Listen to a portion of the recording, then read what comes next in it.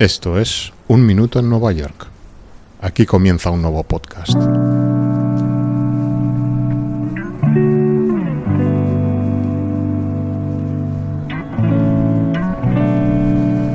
Park Slope es uno de los vecindarios con más sabor a tradición de Brooklyn, un barrio eminentemente residencial cuya indiscutible imagen característica son las casas tipo brownstone o similares, algo de lo que ya se ha hablado largo y tendido en podcasts pasados. Para quien no conozca Park Slope, habría que decir que aquello que lo define en su geografía y topografía viene implícito en su propio nombre. Park Slope se extiende desde el extremo oeste de Prospect Park, descendiendo en pendiente relativamente suave hasta su extremo noroeste, que sería la Cuarta Avenida de Brooklyn, no confundir con otros boroughs, ya cerca de la ría industrial del Gowanus, tras la cual encontraríamos ya el barrio o el vecindario de Carroll Gardens. Mientras tanto, al noreste está delimitado por la concurrida vía de Flatbush Avenue, que lleva hasta el downtown de Brooklyn, una zona muy comercial,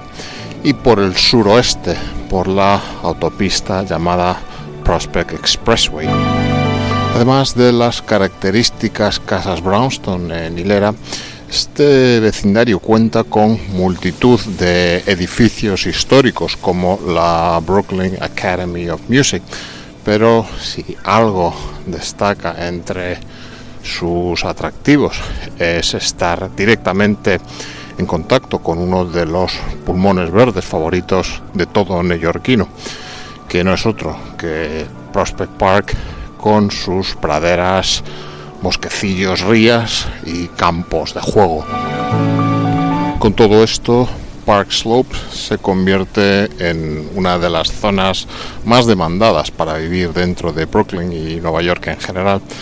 con sus tranquilas calles donde es posible encontrar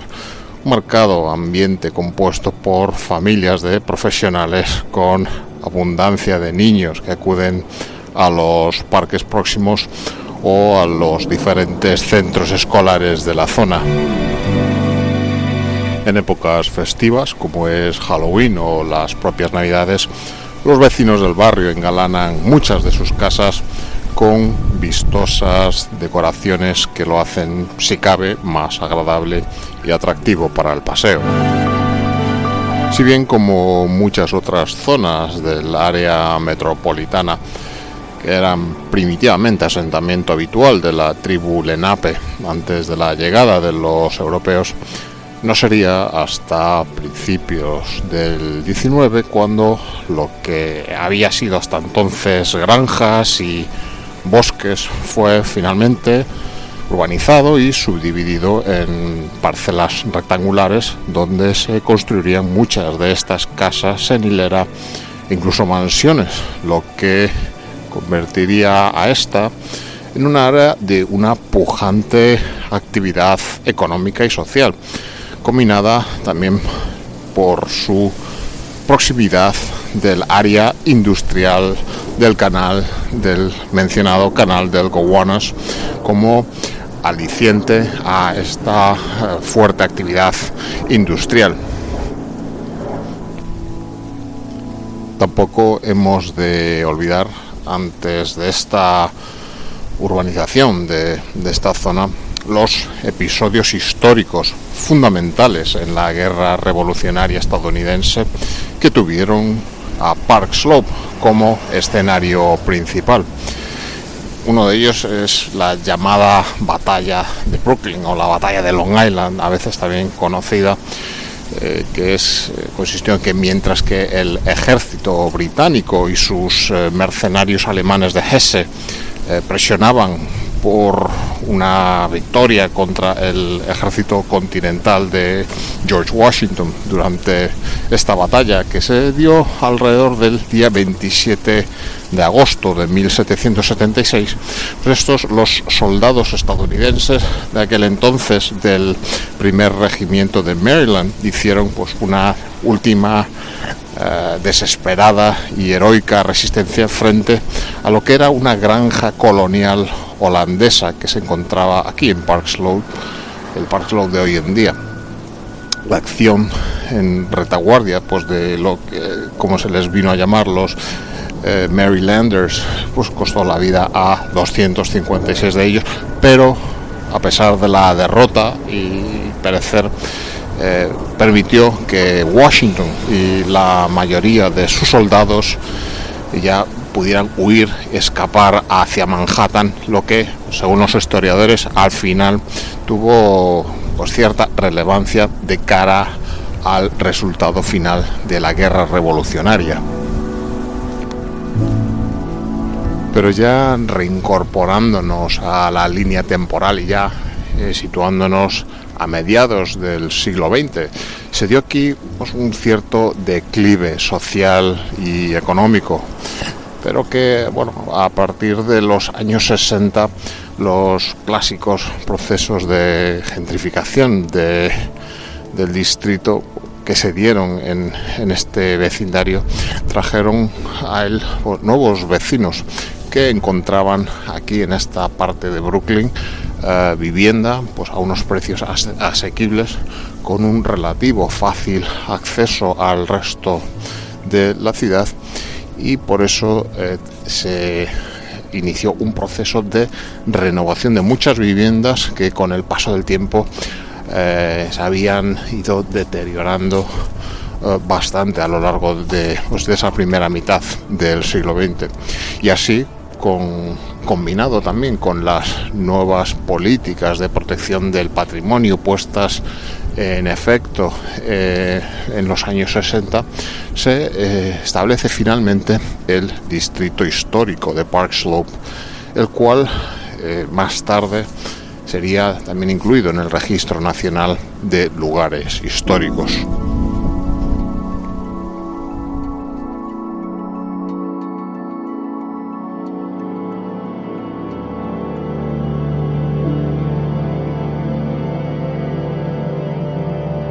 A medida que los vuelos en los modernos reactores de pasajeros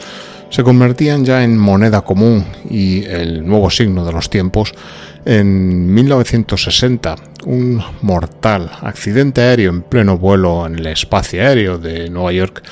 ensombrecería temporalmente ese fervor y fomentaría un clamor de la opinión pública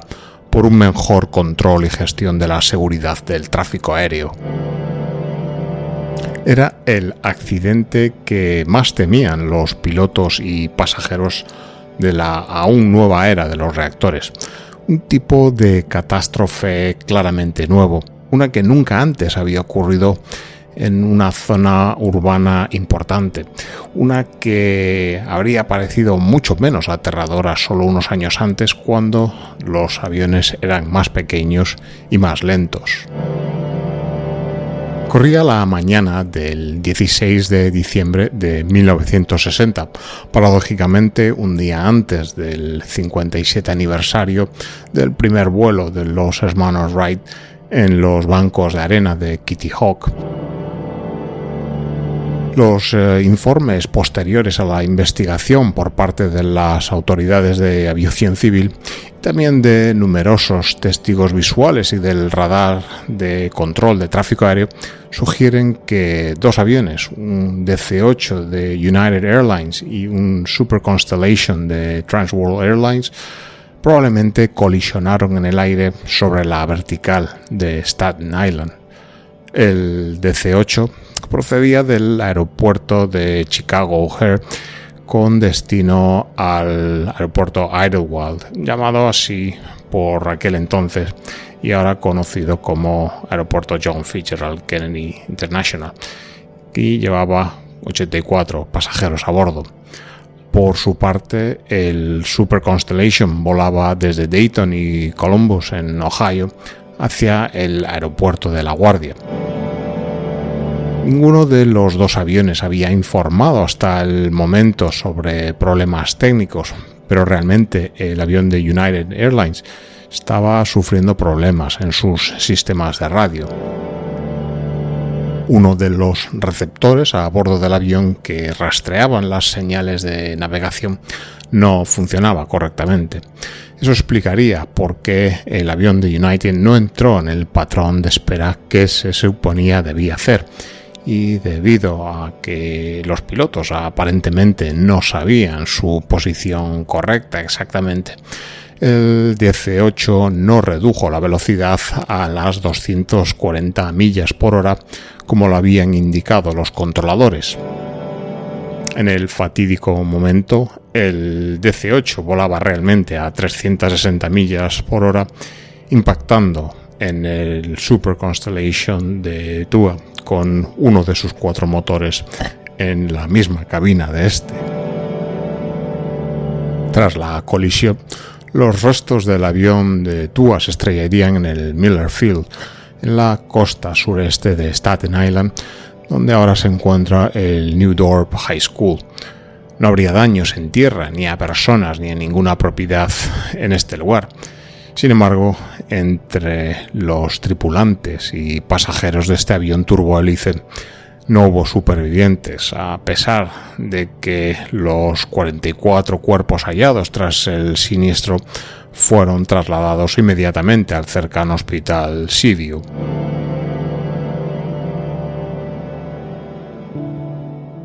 Por otra parte, los restos del reactor cuatrimotor DC-8 llegarían despedidos cruzando el New York Harbor desde el punto de impacto hasta Park Slope en Brooklyn, y más precisamente hasta Sterling Place, cerca de su intersección con la Séptima Avenida. Algunos testigos especulaban que el avión de United intentaba incluso realizar un aterrizaje de emergencia, tal vez en el cercano Prospect Park, mientras descendía, pero no se encontraron evidencias de que los pilotos mantuvieran ya por entonces el control del aparato. Inmediatamente, la ciudad movilizaría casi 2.500 efectivos entre policías, bomberos, médicos, enfermeras y voluntarios de protección civil.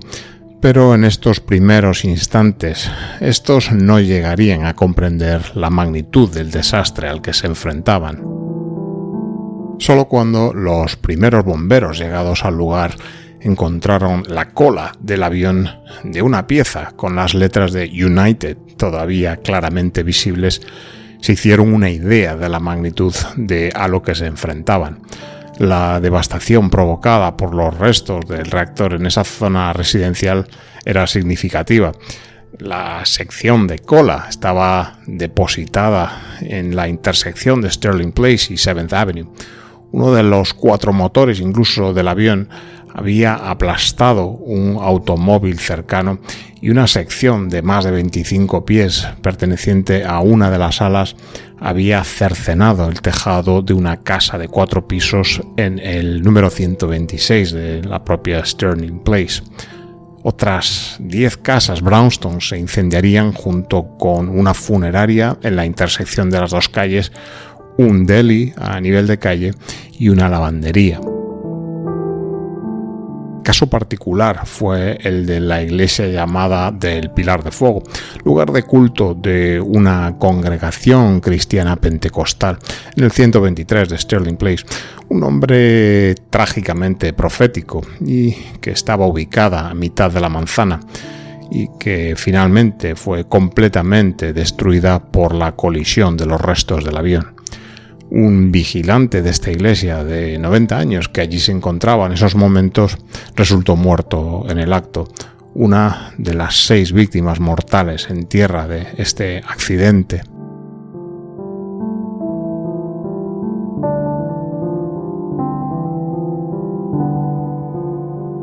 De los ocupantes del DC-8 siniestrado, hubo en principio un único superviviente, Stephen Lambert Boltz, un niño de 11 años de Illinois que viajaba para pasar las Navidades en la cercana localidad de Yonkers con unos familiares y que tras el choque de los restos del avión en tierra fue lanzado desde estos contra una gran pila de nieve que se encontraba depositada por esas fechas en la calle. Sorprendentemente, cuando fue rescatado, todavía conservaba la consciencia para relatar los servicios de emergencia, su vista que tenía de la ciudad de Nueva York desde el aire justo antes del momento del accidente, algo que también describiría a un médico del cercano Hospital Metodista de Brooklyn, donde fue trasladado. Desgraciadamente, el niño fallecería al día siguiente víctima de una neumonía causada por respirar gases derivados de los restos de combustibles de la aeronave siniestrada.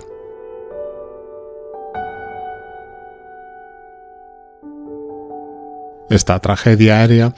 se convertiría en el accidente aéreo más mortal hasta la fecha en ese momento, con un total de 134 víctimas, 128 de ellas a bordo de los dos aviones y 6 que se encontraban en las calles y edificios de Brooklyn en esa fatídica mañana. También sería el primer accidente en ser investigado utilizando posteriormente la llamada caja negra del avión, un dispositivo que hoy por hoy equipan todos los aviones comerciales. Hoy en día las cicatrices del accidente aéreo de 1960 se han reparado, o bien se han borrado o reconstruido en su mayoría, pero todavía hay algunos restos y señales que se pueden encontrar en la actualidad. La fábrica de ladrillo en la parte superior del 126 de Sterling Place delata por su color y material diferentes al de los edificios adyacentes, los trabajos posteriores de reconstrucción, así como la ausencia por completo de su cornisa en esta parte superior del edificio. Aunque no existe ninguna placa en Sterling Place para conmemorar este trágico evento, se han colocado otros emblemas conmemorativos en diversos lugares de Brooklyn. La compañía United Airlines adquiriría en su momento una parcela en el cercario cementerio de Greenwood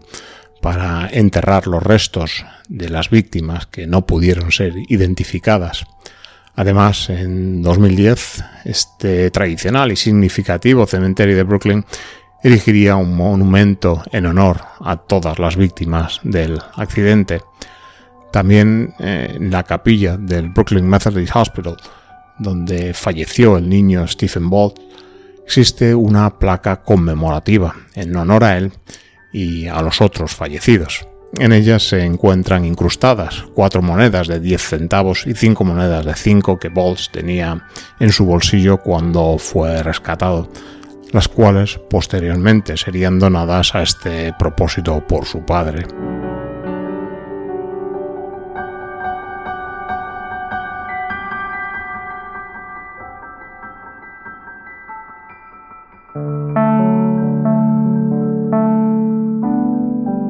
En cierto sentido, esta catástrofe de Park Slope es casi un desastre fantasma, sin las imágenes compartidas universalmente como el propio Titanic o el Zeppelin Hindenburg. Un desastre que es de forma extraña casi olvidado por aquellos que bien no estaban allí o que no fueron tocados directamente por él. Park Slope ha cambiado mucho desde 1960 hasta nuestros días y de hecho era un barrio ya descrito por aquel entonces como en transición. A mediados de la década de 1960, Park Slope fue, redescubierto por jóvenes profesionales que se mudarían aquí atraídos por los alquileres más asequibles y la calidad de vida que ello podría ofrecer a sus familias. a base de la llegada de esta nueva generación y la profunda renovación del parque inmobiliario. Ya en 1973 este vecindario era un hito en el ámbito de Nueva York. Hoy, tanto el residente como el visitante tiene la oportunidad de degustar los paseos por sus arboladas calles y avenidas, flanqueadas por sus características casas de fachadas rojizas, perderse en la desbordante naturaleza del cercano Prospect Park o saborear su gran variedad de cafés, restaurantes, librerías o pequeños negocios que el barrio nos ofrece. Un Minuto en Nueva York es un podcast escrito y producido en Nueva York que te trae retazos de su historia, personajes, costumbres y arquitecturas, siempre relatados de forma personal, subjetiva y no siempre rigurosa. El podcast está disponible para su escucha y suscripción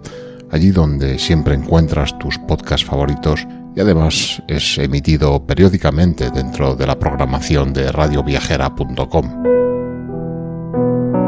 Para descubrir más acerca de Nueva York, visita nuestra web unminutoennuevayork.com, donde podrás acceder a todos los contenidos sonoros y visuales publicados e incluso contribuir al sostenimiento y continuidad del podcast.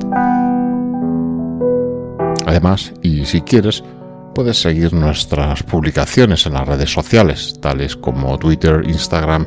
o Facebook, donde no te será difícil encontrarnos.